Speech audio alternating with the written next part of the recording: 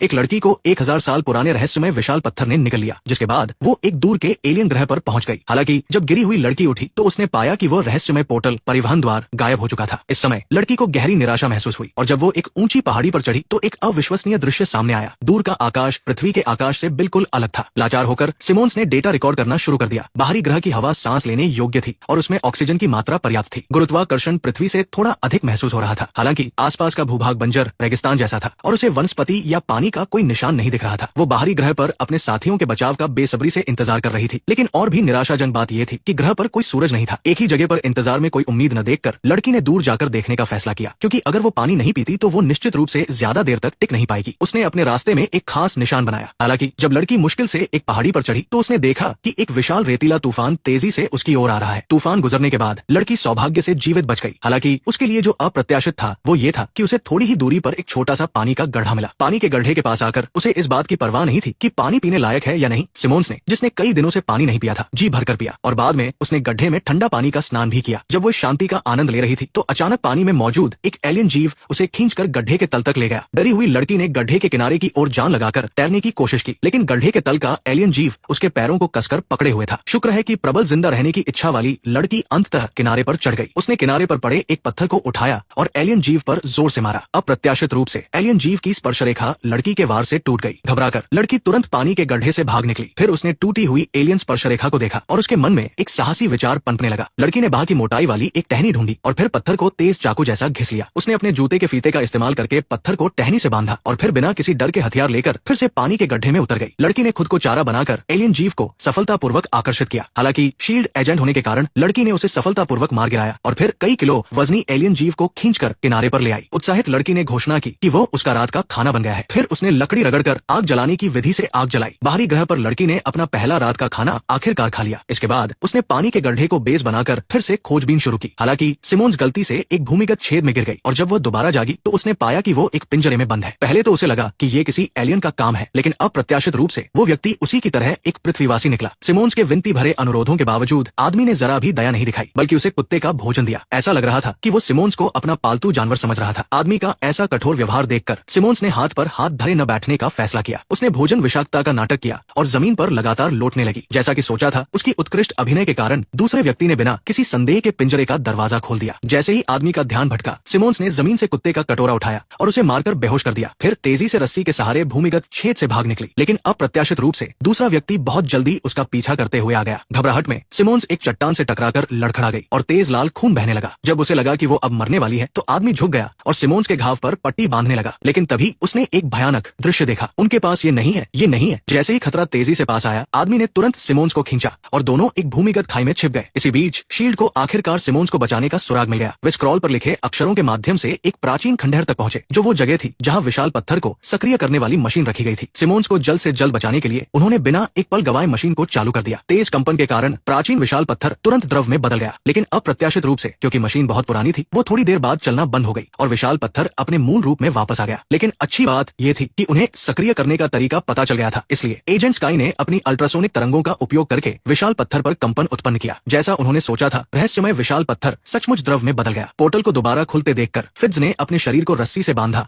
और सबसे पहले दूसरी दुनिया में प्रवेश किया। इस समय थोड़ी दूरी पर सिमोन्स ने भी पोर्टल को खुलते देखा और तुरंत आदमी को खींचकर वहां भागने लगी। लेकिन अप्रत्याशित रूप से वो भयानक राक्षस फिर से उन पर हमला करने आया। सिमोन्स को सुरक्षित भागने देने के लिए आदमी ने खुद को चारा बनाने और राक्षस को दूर ले जाने का फैसला किया। जैसे ही पोर्टल बंद होने वाला था, सिमोन्स ने तेजी से फिट्ज का हाथ पकड़ लिया। लेकिन ठीक उसी समय लंबे समय तक कंपन ऊर्जा का उपयोग करने के कारण स्काई अब पोर्टल को बनाए नहीं रख पाई और इस प्रकार प्राचीन विशाल पत्थर में विस्फोट हो गया। जब सभी को लगा कि दोनों कभी वापस नहीं आ पाएंगे, तभी फिट्ज और सिमोन्स पत्थरों के मलबे में से निकल आए। ये दृश्य देखकर सभी ने राहत की सांस ली। उनकी किस्मत बहुत अच्छी थी। एक सेकंड और देर होती तो वे वापस नहीं आ पाते। लेकिन पृथ्वी पर लौटने के बाद सिमोन्स पूरे दिन उदास रहने लगी। दरअसल दूसरी दुनिया में रहने के दौरान सिमोन्स और विल नाम के उस आदमी के बीच गहरा रिश्ता बन गया था और अगर वो नहीं होता तो वो जिंदा वापस नहीं आ पाती। इसलिए उसने विल को बचाने के लिए दूसरी दुनिया में वापस जाने का फैसला किया। ये सुनकर फिट्ज को जैसे बिजली का झटका लगा। उसे उम्मीद नहीं थी कि सिर्फ 2 महीनों में उसकी प्यारी प्रेमिका किसी और की हो गई है। लेकिन जैसे ही वो दुखी था, हाइड्रा ने भी उन दोनों पर नजर डाल दी। जैसा कि सोचा था, अगले दिन फिट्ज और सिमोन्स को हाइड्रा ने पकड़ लिया। ये जानकर आश्चर्य हुआ कि उनके पास भी एक छोटा रहस्यमय विशाल पत्थर था। दरअसल हाइड्रा चाहती थी कि वे दोनों दूसरी दुनिया में वापस जाएं और एक व्यक्ति को बचाएं। वो व्यक्ति दूसरी दुनिया में सिमोन्स पर हमला करने वाला भयानक राक्षस था। पृथ्वी पर पहली महाशक्तिशाली इनह्यूमन हाइव हाइड्रा संगठन की स्थापना भी उसी ने की थी। हालांकि फिट्ज फिट्ज को पता था कि हाइव को रिहा करने के क्या परिणाम होंगे, लेकिन सिमोन्स की सुरक्षा के लिए उसे मानना पड़ा। मशीन के चालू होते ही कंटेनर में रहस्यमय विशाल पत्थर पर पोर्टल दिखाई दिया। अपनी प्रेमिका को विदा कहने के बाद फिट्ज फिर से दूसरी दुनिया में चला गया। हाइव का पता लगाने के लिए उसने सबसे पहले विल को ढूंढा। ये जानने पर कि सिमोन्स को हाइड्रा ने बंधक बना लिया है, विल तुरंत उसे हाइव के ठिकाने की तलाश में ले गया, लेकिन रास्ते में फिट्ज को कुछ गड़बड़ लगी। दूसरे व्यक्ति के पैर पहले से ही बुरी तरह सड़े हुए थे। अगर कोई आम इंसान होता तो वो सामान्य रूप से चल नहीं पाता, लेकिन वो ऐसे चल रहा था जैसे उसे कुछ हुआ ही ना हो। ये स्पष्ट था कि सामने वाला आदमी विल नहीं था।